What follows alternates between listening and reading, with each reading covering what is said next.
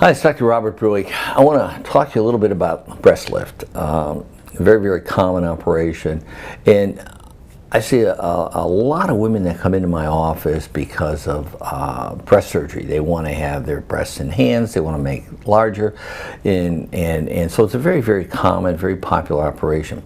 But there's always a stigma of when do I need to consider a breast lift versus a simple augmentation or combination thereof.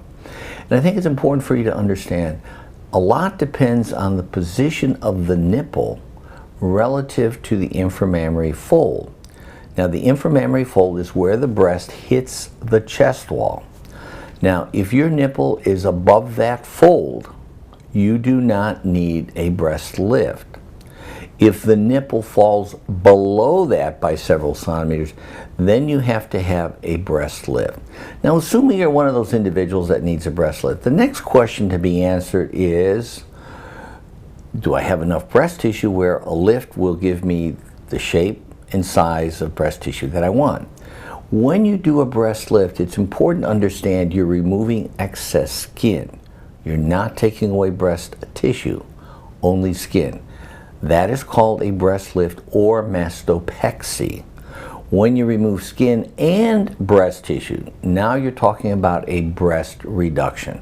So a breast lift is only the removal of skin. So I always tell my patient, think for a second, why does my breast hang lower than I'd like?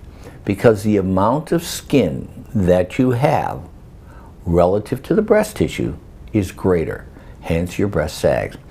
And this is common, I would say 90-95% of the time after women are pregnant, maybe nursed 1, 2, 3 children or more. Most women will have two situations. One, they lose breast volume. Number two, their breasts sag.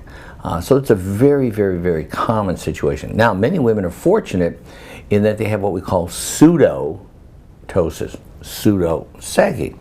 Now, what do I mean by pseudotosis? In other words, if you took a balloon and you blew it up, and then you let some air out of the balloon, it's like the balloon or the breast looks tired, but the nipple still remains above the inframammary fold. So in that case, we call it pseudotosis. It looks like the breast is sagging, it looks like it's hanging, but it's really tired. It's like somebody let air out of the balloon. So in that situation, many times just a simple, straightforward augmentation is all a patient needs. Sometimes we'll do an augmentation with some autologous fat grafting to enhance the superior pole fullness and along the sternal area where the cleavage is. So that's called pseudotosis, and the way we correct that is primarily with a breast augmentation. Great operation, but sometimes a woman will need a breast lift where we have to raise the nipple several centimeters. Now, sometimes we'll raise the nipple several centimeters and then we will add an implant to that. Again, there are limits to the size that we can do. And that's why it's important to get a consultation, see a board-certified plastic surgeon to decide what size is best for you and what can be done. Now, many times women come in and they're smokers. In that situation, I generally will always try to go ahead and do it in 2 stages, especially if a woman wants to be full. So you do the breast lift, they come back in 6 weeks, 8 weeks, 10 weeks, 12 weeks, whatever, and you do the formal augmentation.